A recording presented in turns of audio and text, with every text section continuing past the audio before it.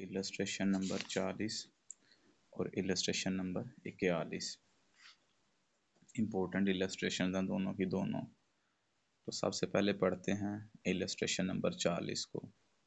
The LR company shows fixed expenses of rupees 12,150। LR company के कह रहा है कि जो फिक्स्ड एक्सपेंसेस हैं वो 12,150 हैं।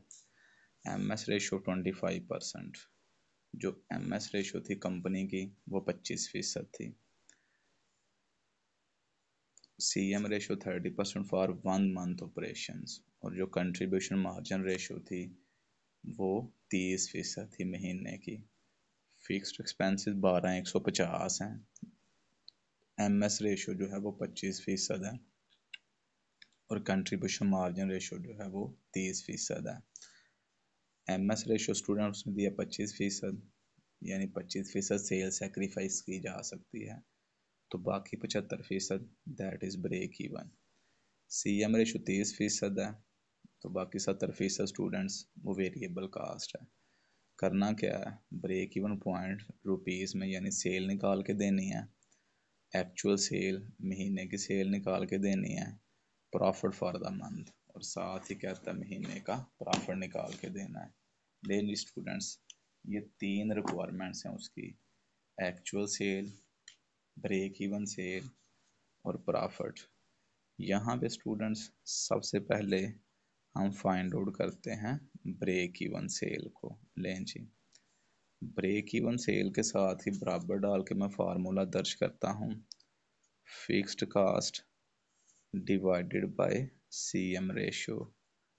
फिक्स्ड कास्ट को स्टूडेंट CM रेशो के साथ डिवाइड कर देंगे तो हमारे पास ब्रेक इवन आ जाएगा 12,150 और इसका बटा 0.30%। मैंने ख़त्म कर दिया 100 के साथ तकसीम करके। लें जी, इसको हल करते हैं। 12,150 इसको तकसीम कर दें 0.3 के साथ, तो ये स्टूडेंट्स मेरे पास आ रहा है 40,500। इसी के साथ हमारी रिक्वायरमेंट नंबर 1 मुकम्मल हो गई। ये लें जी, नंबर 2 पे उसने कहा हुआ है कि एक्चुअल सेल निकाल के दें, तो यहाँ पे स्टूडेंट्स मैं ज़रा पहले हेडिंग लिख लूँ एक्चुअल सेल्स के नाम के साथ, उसके बाद फिर इसको हल करते हैं। अब एक्चुअल सेल फाइंड आउट करने के लिए स्टूडेंट्स MS को इस्तेमाल करते हैं, यानी मार्जिन ऑफ सेफ्टी को। कैसे निकला था कि हमारी जो टोटल सेल है ना उसमें से माइनस कर दें ब्रेक इवन सेल को। जब भी हम टोटल सेल में से माइनस करते हैं ब्रेक इवन सेल को तो हमारे पास जो है ना मार्जिन सेफ्टी आ जाता है। एक्चुअल सेल में से ब्रेक इवन सेल माइनस कर दें मार्जिन ऑफ सेफ्टी, लेकिन यहाँ पे हमने ब्रेक इवन सेल निकालनी है। अब MS हमें पता ही नहीं है, अलबत्ता ये पता है कि इसकी जो रेशियो है ना वो 25% है। ठीक होगी बात। अब ज़रा तवज्जो करें स्टूडेंट्स, MS निकालने का सिंपल सा तरीका है यहाँ पे कि आप क्या करें, सेल को MS रेशियो के साथ मल्टीप्लाई कर दें। जब हम सेल को मार्जिन ऑफ सेफ्टी रेशियो के साथ मल्टीप्लाई करेंगे तो हमारे पास MS आ जाएगा, सेल एज इट इज़ ही आ जाएगी क्योंकि हमने फाइंड करनी है, और ब्रेक इवन सेल जो है स्टूडेंट्स वो है हमारी 40,500। वैल्यूज पुट कर देते हैं यहाँ पे, सेल इनटू 25%, यही है MS रेशो 25%, और सेल की जगह पे स्टूडेंट्स एज इट इज दर्ज कर देंगे सेल्स को, और ब्रेक इवन सेल जो है ना वो है हमारे पास 40,500। तो ब्रेक इवन सेल ये ऊपर निकाली हुई है, यहाँ से उठा के यहाँ पुट कर दी है, ये हमारे पास आ जाएगा 0.25 सेल, और यहाँ पे सेल एज इट इज ही आ जाएगी और माइनस 40,500। ये 40,500 उठा के इस साइड पे ले आए तो जमा में कन्वर्ट हो जाएगा 40,500 is equal to sale as it is ही आ जाएगी माइनस 0.25 सेल्स। ठीक होगी बात। अब इसको आगे हल कर लें, 40,500, ये जो स्टूडेंट सेल है ना इसके साथ आपको पता है एक है, जहाँ पे कोई ना हो एक होगा, 1 में से इशारिया 2.5 माइनस करें तो ये हमारे पास आएगा 0.75 सेल्स। अब 0.75 जो इधर आए क्या करेगा, 40,500 को तकसीम कर देगा, तो यहाँ पे हमारे पास बचेगा सेल्स।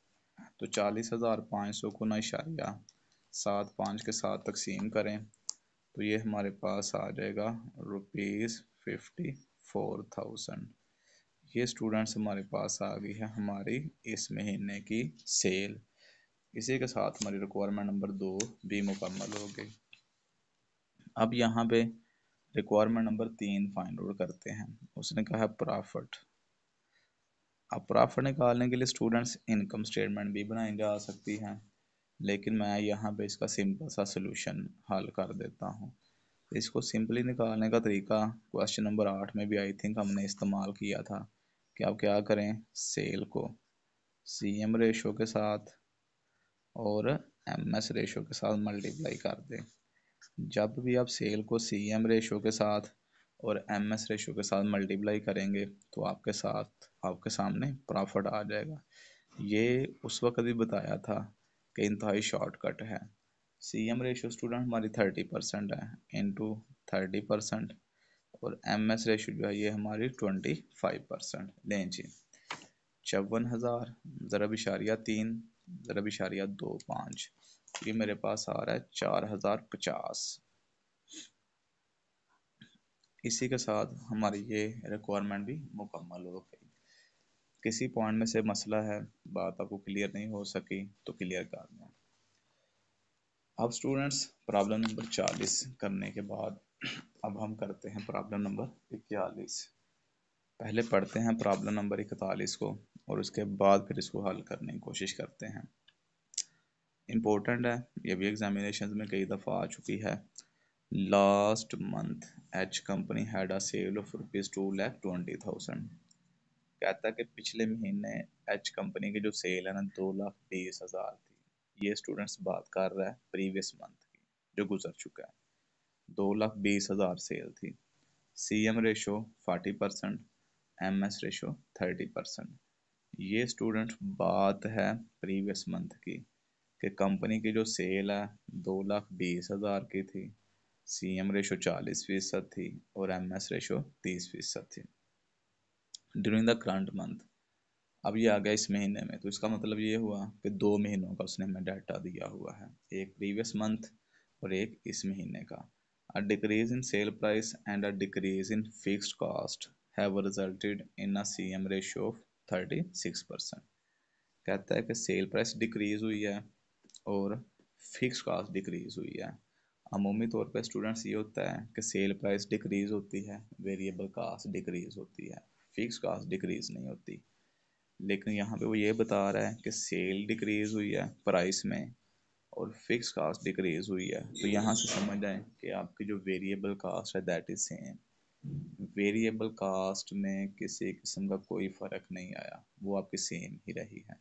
जो चीज़ आपकी चेंज हुई है वो सेल प्राइस है और फिक्स कास्ट है। तो ये सबसे पहली बात आपने जहन में रखनी है कि सेल प्राइस चेंज हो रही है, फिक्स कास्ट चेंज हो रही है। तो दूसरी बात आपने ये जहन में रखनी है कि वेरिएबल कास्ट सेम रह रही है, उसमें किसी किस्म का कोई फ़र्क नहीं आया। मसलन अगर पिछले महीने हमारी वेरिएबल कास्ट फ़र्ज़ कर लें लाख लगी है ना, तो इस महीने भी लाख ही है। पिछले महीने अगर 2 लाख लगी है तो इस महीने भी 2 लाख ही है। पिछले महीने फ़र्ज़ कर लें अगर 50,000 लगी है तो इस महीने भी 50,000 ही लगी है। चेंज बेसिकली जो आ रही है वो हमारी फिक्स्ड कास्ट और सेल प्राइस में आ रही है, वेरिएबल कास्ट में कोई चेंज नहीं आ रही। आगे क्या लिखता है, कहता है resulted in CM ratio 36% and MS ratio 24%। इसका नतीजा क्या निकला है कि CM रेशो भी कम हो गया, पहले 40% थी अब 36% रह गई है, और MS रेशो भी चेंज हुई है। MS रेशो पहले 30% थी अब 24% रह गई है। तो पिछले महीने सेल प्राइस और जो फिक्स कास्ट थी ना, इस महीने में दोनों चेंज हो गई हैं, जिसकी वजह से हमारा CM भी चेंज हो गया है और हमारा MS भी चेंज हो गया है। अब करना क्या है, अमाउंट सेल डिक्रीज, जो आपकी सेल डिक्रीज हुई है ना स्टूडेंट्स, वो निकाल के देनी है। तो यहाँ पे ना मैं सबसे पहले दर्ज करता हूँ हेडिंग नंबर ए डाल के, डिक्रीज इन सेल, मतलब कि हमारी कितनी सेल कम हो रही है। ठीक होगी बात। Decrease in sale underline, underline करने के बाद इसके नीचे दर्ज करते हैं लास्ट मंथ सेल। सिंपल सा हाल है स्टूडेंट्स, इस महीने कम हुई है ना, तो लास्ट मंथ की जो सेल है ना, उसमें से आप माइनस कर दें करंट मंथ सेल को। जब आप लास्ट मंथ सेल में से करंट मंथ सेल माइनस करेंगे ना, तो आपके पास आ जाएगा डिक्रीज। तो लास्ट मंथ की स्टूडेंट जो हमारे पास सेल थी ना, वो 2,20,000 थी, लेकिन करंट मंथ की तो हमारे पास सेल ही नहीं है। तो इसका मतलब ये हुआ कि मौजूदा मंथ की सेल जो है ना, वो हमें निकालनी पड़ेगी। तो इसके नीचे मैं दर्ज करता हूँ करंट मंथ सेल। लें जी, जब तक हम करंट मंथ की सेल ना स्टूडेंट्स निकालेंगे, हम इस रिक्वायरमेंट को पूरा कर ही नहीं सकेंगे, किसी सूरत नहीं पूरा कर सकेंगे। तो करंट मंथ सेल निकालने के लिए हमें वापस जाना पड़ेगा लास्ट मंथ में। तो यहाँ पे ना मैं स्टूडेंट हेडिंग देता हूँ लास्ट मंथ की। क्यों मैं लास्ट मंथ में जा रहा हूँ? क्योंकि उसने कहा है कि सेल प्राइस चेंज हो गई है, आपकी ना फिक्स कास्ट चेंज हो गई है। इनको स्टूडेंट बेस नहीं बनाया जा सकता, लेकिन हमें इंफॉर्मेशन पढ़ के ये पता चल रहा है कि हमारी जो वेरिएबल कास्ट है ना, वो चेंज नहीं हो रही। जो वेरिएबल कास्ट पिछले महीने लगी थी, वही वेरिएबल कास्ट इस महीने लग रही है। तो चूंकि वेरिएबल कास्ट निकाली जा सकती है, तो इस वजह से मैं लास्ट मंथ की कैलकुलेशंस करके तो पहले फाइंड आउट करता हूँ वेरिएबल कास्ट को। जाहिर बात है, जो प्रीवियस मंथ का वेरिएबल कास्ट होगा, वही इसी वे मंथ का वेरिएबल कास्ट होगा, क्योंकि इस महीने में फिक्स कास्ट चेंज हो रही है और सेल प्राइस चेंज हो रही है। वेरिएबल कास्ट में किसी किस्म का कोई चेंज नहीं आ रहा। तो लास्ट मंथ में स्टूडेंट्स वेरिएबल कास्ट निकालने के लिए ना, यहाँ पे मैं दर्ज करता हूँ contribution margin is equal to sale minus variable cost. ठीक होगी बात। यही फार्मूला इस्तेमाल कर रहे हैं हम, सेल माइनस वेरिएबल कास्ट। तो कंट्रीब्यूशन मार्जिन निकालने के लिए ना स्टूडेंट्स, जो प्रीवियस मंथ सेल है 2,20,000, इसको प्रीवियस मंथ का जो CM रेशो है 40% मल्टीप्लाई कर देते हैं। तो यहाँ पे हमारे पास आ जाएगा 2,20,000 माइनस वेरिएबल कास्ट। ठीक हो गया।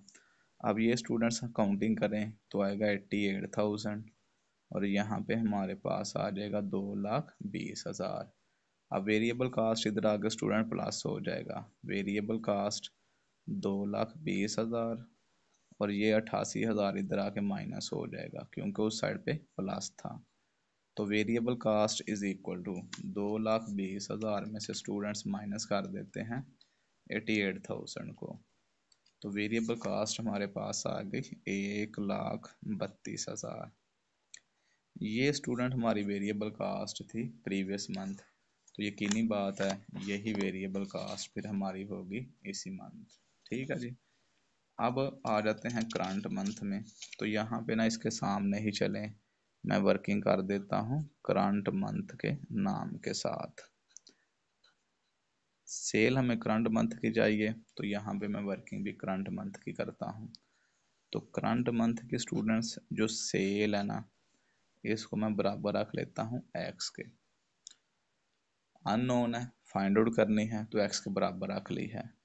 अब यहाँ पे स्टूडेंट्स यही फार्मूला इस्तेमाल करते हैं, contribution margin is equal to sales minus variable cast.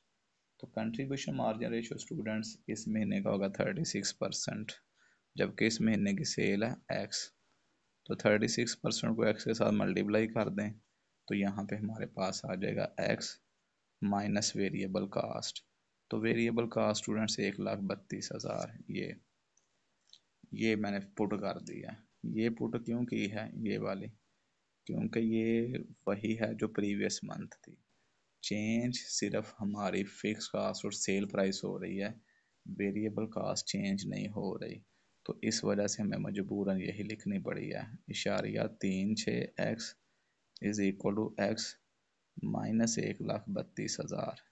1,32,000 students इधर आके जमा हो जाएगा, 1,32 x इधर x ही रहेगा, इशारिया 36x। अब 1,32,000 इस एक x के साथ ना एक है, तो ये स्टूडेंट्स आ जाएगा इशारिया 64x। इशारिया 64 जो है ना इधर आके तकसीम कर देगा 1,32,000 को, ठीक होगी बात। तो यहाँ पे बचेगा x। 1,32,000 को स्टूडेंट्स तकसीम करके देखते हैं इशारिया 64 के साथ, तो ये मेरे पास आ रहा है रुपीज़ 2,06,250। इसका मतलब ये हुआ कि हमारी इस महीने की जो सेल है ना वो 2,06,250 है। तो इसको उठा के ऊपर पुट कर देते हैं, 2,06,250। तो 2,06,250 को स्टूडेंट्स माइनस कर देते हैं 2,20,000 में से। तो ये हमारे पास आ गया रुपीज़ 13,750। इसी के साथ हमारी ये रिक्वायरमेंट स्टूडेंट्स कंप्लीट हो गई। अब आगे नंबर बी पे पढ़ते हैं। नंबर बी पे क्या रिक्वायरमेंट है, न्यू ब्रेक इवन पॉइंट। कहता है कि न्यू ब्रेक इवन पॉइंट निकाल के देना है, यानी ब्रेक इवन सेल निकाल के देनी है। क्योंकि सेल ही निकल सकती है, यूनिट्स तो यहाँ पे निकल ही नहीं सकते, किसी सूरत में नहीं निकल सकते। तो यहाँ पे मैं दर्ज करता हूँ ब्रेक इवन सेल्स। लेकिन स्टूडेंट्स ब्रेक इवन सेल निकालने के लिए ना अगेन MS का तरीका इस्तेमाल करते हैं, sale minus break even sale, ठीक होगी बात।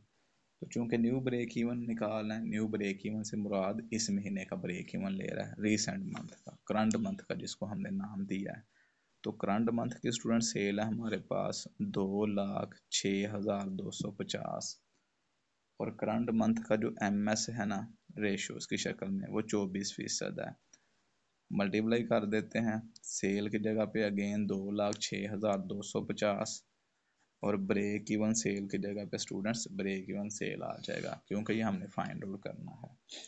2,06,250 को ना स्टूडेंट्स मल्टीप्लाई कर देते हैं इशारिया 2,4 के साथ, तो ये मेरे पास आ रहा है 49,500 इज इक्वल टू 2,06,250 और माइनस कर दें break even sale. Break even sale students इधर आके प्लस हो जाएगा, 2,06,250 ऐसे ही रहेगा और 49,500 इधर आके माइनस हो जाएगा। 2,06,250 में से स्टूडेंट्स माइनस कर दें 49,500, तो बाकी हमारे पास ब्रेक इवन आ जाएगा 1,56,750। इसी के साथ स्टूडेंट्स हमारा रिक्वायरमेंट नंबर 2 बी कंप्लीट हो गया। रिक्वायरमेंट नंबर 2 कंप्लीट करने के बाद अब हम चलते हैं रिक्वायरमेंट नंबर 3 की तरफ। Profit in the current month, कहता है कि इस महीने का नफ़ा निकाल के देना है रिक्वायरमेंट नंबर 3 में। तो यहाँ पे स्टूडेंट्स पहले हेडिंग दर्ज करते हैं रिक्वायरमेंट सी के नाम के साथ, प्रॉफिट। तो प्रॉफिट स्टूडेंट्स निकालने का सिंपल सा हल है कि आप क्या करें, मौजूदा मंथ की जो सेल है ना, ठीक होगी बात, उसको मल्टीप्लाई कर दें CM रेशो के साथ और उसको मल्टीप्लाई कर दें कंट्रीब्यूशन मार्जिन रेशो के साथ। शॉर्टकट इस्तेमाल कर लेते हैं। 2,06,250 हमारी सेल आई थी इस महीने की, ज़रब CM रेशो स्टूडेंट 36% है, ठीक हो गया, और MS रेशो जो है स्टूडेंट्स वो हमारा 24% है। अब इन तीनों को मल्टीप्लाई कर देते हैं और मल्टीप्लाई करके देखते हैं किसके बराबर आता है। 2,06,250 ज़रब इशारिया 36 ज़रब इशारिया 2,4 17,820 लें जी, रुपीज़ 17,820। तो इसका मतलब ये हुआ कि हमारा इस महीने का जो प्रॉफिट है ना वो 17,820 है। लें जी स्टूडेंट्स, इसके बिल्कुल सामने ना मैं लास्ट मंथ का प्रॉफिट भी निकाल देता हूँ। लास्ट मंथ का प्रॉफिट जो है ना वो उसने डिमांड नहीं किया हुआ, लेकिन अगली रिक्वायरमेंट में चूंकि हमने इस्तेमाल करना है तो इस वजह से मेरा माइंड यही है कि इसको ना पहले ही निकाल के रख लें। C M ratio into M S ratio. लें जी, सेल थी पिछले महीने की 2,20,000 ज़रब सी एम रेशो है स्टूडेंट हमारे पास 40%, ठीक होगी बात, और एम एस रेशो है हमारे पास 30%, ठीक हो गया। ये लें जी, मल्टीप्लाई कर देते हैं 2,20,000, इसको मल्टीप्लाई करते हैं इशारिया 4 के साथ और इसको मल्टीप्लाई कर देते हैं इशारिया 3 के साथ, तो ये हमारे पास आ रहा है ₹26,400। लें जी, इसी के साथ स्टूडेंट्स हमारी ये रिक्वायरमेंट भी मुकम्मल हो गई।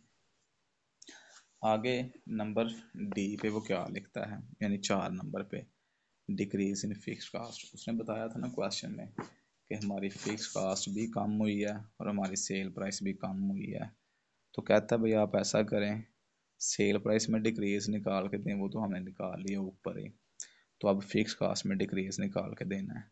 तो यहाँ पे ना मैं पहले दर्ज करता हूँ डिक्रीज इन फिक्स कास्ट। ये लें जी, डिक्रीज हुई है फिक्स कास्ट, इसका मतलब है प्रीवियस मंथ की फिक्स कास्ट ज़्यादा थी, तो यहाँ पे ना मैं स्टूडेंट दर्ज कर देता हूँ लास्ट मंथ एफ सी, इसमें से माइनस कर देते हैं करंट मंथ एफ सी। अब स्टूडेंट्स फॉर्चुनेटली ना हमारे पास दोनों महीनों की नहीं है, ना तो फिक्स कास्ट हमारे पास पिछले महीने की है और ना ही फिक्स कास्ट हमारे पास इस महीने की है, तो दोनों महीनों की हमें निकालनी पड़ेगी। अब दोनों महीनों की स्टूडेंट फिक्स कास्ट निकालने के लिए ना यहाँ पे मैं हेडिंग दे देता हूँ फिक्स्ड कास्ट के नाम के साथ। ये लें जी, फिक्स्ड कास्ट। ये अब फिक्स कास्ट निकालने के लिए ना यहाँ पे मैं कॉलम कर लेता हूँ 2 लास्ट मंथ, ठीक हो गया, और यहाँ पे मैं कॉलम ऐड कर देता हूँ करंट मंथ। अब स्टूडेंट्स हमने ये पढ़ा हुआ है कि कंट्रीब्यूशन मार्जिन में 2 चीज़ें शामिल होती हैं, एक फिक्स कास्ट और दूसरा प्रॉफिट। अगर आपने फिक्स कास्ट निकालनी है तो कंट्रीब्यूशन मार्जिन में से प्रॉफिट माइनस कर दें, और अगर आपने प्रॉफिट निकालना है तो फिर आप ऐसा करें फिक्स कास्ट माइनस कर दें। तो हम क्या करेंगे, यही तरीका इस्तेमाल करेंगे, तो कंट्रीब्यूशन ले लेते हैं दोनों महीनों का, ठीक होगी बात। तो यहाँ पे मैं दर्ज कर देता हूँ कंट्रीब्यूशन मार्जिन। लें जी, कंट्रीब्यूशन मार्जिन, ठीक हो गया। कंट्रीब्यूशन मार्जिन निकालने के लिए ना स्टूडेंट्स इसके बिल्कुल साथ ही ब्रैकेट डाल के 2,20,000, ये हमारी सेल थी प्रीवियस मंथ की और रेशो थी 40%, ठीक है जी। 2,20,000 को स्टूडेंट्स 40% के साथ मल्टीप्लाई कर दें तो ये हमारे पास आता है 88,000। ये हमारे पास स्टूडेंट सी एम आ गया प्रीवियस मंथ का। अब इस महीने का निकाल लेते हैं 2,06,250 और इस महीने की रेशियो है 36%, इसको मल्टीप्लाई कर देते हैं 36% के साथ, 2,06,250 इंटू 36%, तो ये स्टूडेंट्स मेरे पास आ रहा है 74,250, ठीक हो गया। ये 88,000 कंट्रीब्यूशन मार्जिन आ गया पिछले महीने का, ये 74,250 कंट्रीब्यूशन मार्जिन आ गया इस महीने का। अब इसमें से लेस कर देते हैं प्रॉफिट। दोनों महीनों के स्टूडेंट्स हमने निकाल के रखे हैं, ये प्रीवियस मंथ का है, ये करंट मंथ का है, तो यहाँ पे आ गया 26,400 और यहाँ पे हमारे पास आ गया 17,820 लाइन इसके नीचे, और ये हमारे पास आंसर आ गया फिक्स्ड कास्ट का, ठीक होगी बात। 74,250 में से स्टूडेंट्स पहले ना 17,820 चले माइनस कर देते हैं, तो ये मेरे पास आ रहा है 56,430। ये स्टूडेंट्स हमारी करंट मंथ की फिक्स कास्ट है, इसको उठा के यहाँ पे 56,430, ठीक होगी बात, 88,000 माइनस 26,400, 61,600। ये हमारी प्रीवियस मंथ आ गई 61,600। ठीक होगी बात। 61,600 में से स्टूडेंट्स 56,430 माइनस कर दें तो बाकी हमारे पास बचता है 5,170 रुपये। इसका मतलब ये हुआ कि प्रीवियस मंथ की निस्बत इस महीने हमारी जो फिक्स कास्ट में कमी आ रही है वो 5,170 रुपये है। इसी के साथ स्टूडेंट्स हमारी ये एक्सरसाइज भी मुकम्मल हो गई। कोई पॉइंट है, कोई बात आपको क्लियर नहीं हो सकी तो इसको क्लियर कर लें। कल हम स्टूडेंट्स मिक्स का, मैंने प्रोडक्ट मिक्स जब देता है तो उसका ब्रेक इवन किस तरह से निकालना है, बल्कि ये एक मैं और इलस्ट्रेशन आपको करवा देता हूँ 44। इस किस्म की भी इलस्ट्रेशन आ सकती है।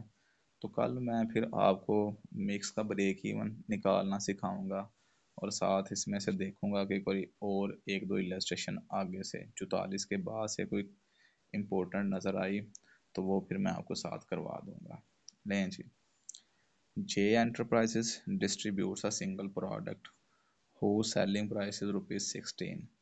J Enterprises स्टूडेंट्स कहता है जो प्रोडक्ट बेचते हैं ना वो 16 रुपये की बेचते हैं, तो ये सेल प्राइस आ गई। whose variable expenses ₹11 per unit, जिसका कहता है वेरिएबल एक्सपेंसेस जो है ना वो 11 रुपये थे एक पीस के। The company's fixed expenses are ₹16,000 per month, और कंपनी के जो फिक्स्ड एक्सपेंसेस है ना वो महीने के 16,000 हैं। Prepare a profit graph for the company's up to sale level of 4,000 units. कहता है कि आपने प्रॉफिट का ग्राफ तैयार करके देना है 4,000 यूनिट्स का। अब स्टूडेंट्स हम प्रॉफिट का ग्राफ तो नहीं तैयार करेंगे 4,000 यूनिट्स का, क्योंकि मैंने आपको बता दिया था कि ग्राफ वाले क्वेश्चन जो है ना नॉर्मली एग्जामिनेशन में नहीं आते। ठीक होगी बात। तो मैं इस ना इलस्ट्रेशन को यूँ मोल्ड करता हूँ कि ब्रेक इवन निकाल के दें इक्वेशन की मदद से। एक तो हमें पढ़ा ना फार्मूला, इक्वेशन की मदद से वो कह देता है जी ब्रेक इवन निकाल के दें, तो वो किस तरह से निकाला जाएगा। ठीक होगी बात। तो यहाँ पे स्टूडेंट्स मैं दर्ज करता हूँ इलस्ट्रेशन नंबर 44 इक्वेशन की मदद से। लें जी स्टूडेंट्स, हमने निकालना है ब्रेक इवन।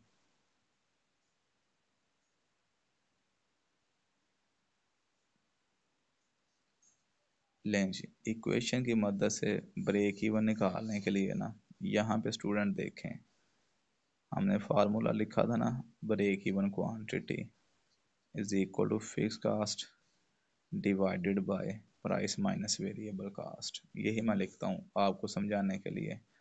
ये जो प्राइस माइनस वेरिएबल कास्ट है ना, ये स्टूडेंट फिक्स कास्ट को डिवाइड कर रहा है।